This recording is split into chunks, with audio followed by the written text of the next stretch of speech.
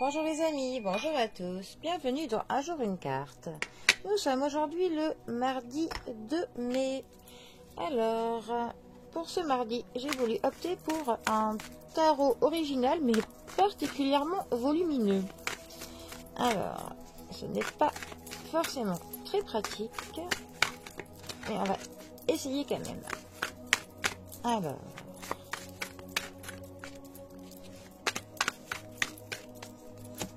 mardi 2 mai.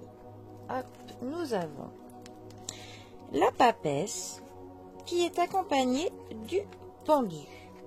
La papesse, deuxième arcane majeur du tarot, et le pendu, 12e arcane majeur.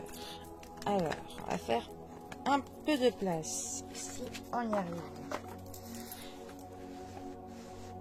Alors, la papesse, elle peut représenter la consultante en deuxième position dans un tirage si l'impératrice ne sort pas. La papesse va nous parler des secrets, des non-dits, des sentiments qui sont cachés. Elle va parler aussi de l'intuition, du pouvoir féminin, du féminin sacré, et aussi d'un potentiel qui est silencieux, dont soit on n'est pas conscient, soit que l'on tait, soit que l'on ne pratique pas.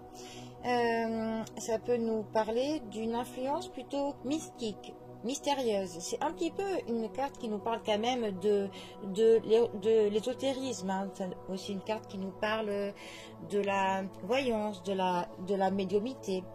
C'est une carte qui peut nous dire qu'un secret doit être révélé et qu'il faut absolument se fier à son intuition. C'est aussi une carte qui peut nous permettre de voir au-delà de ce qu'il est évident, on peut dire, voir au-delà des apparences. C'est aussi une carte qui peut nous dire que nous allons prochainement nous rappeler de quelque chose de très important. Ensuite, notre pendu.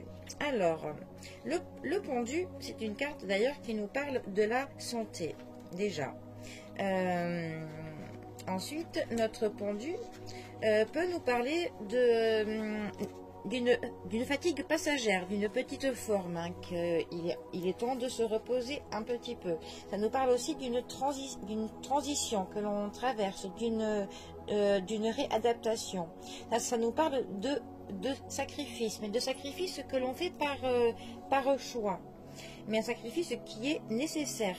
Ça peut nous parler de l'ennui parfois. Ça peut nous parler d'un amour qui est statique. Ça nous dit aussi que peut-être qu'une introspection est nécessaire pour voir certaines situations sous un nouvel angle. Ça peut nous parler que nos priorités, nous les changerons prochainement, que nous abandonnerons certaines choses pour en privilégier d'autres.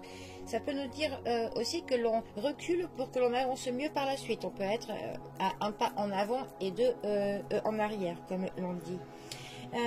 Avec ces deux cartes ensemble, ce qui est pas mal au niveau d'un tirage en sentimental, par exemple, ça pourrait nous parler d'un amour qui est caché, d'un amour que l'on ne déclare pas, d'un amour où il y a un petit peu qu'une seule personne en fait qui le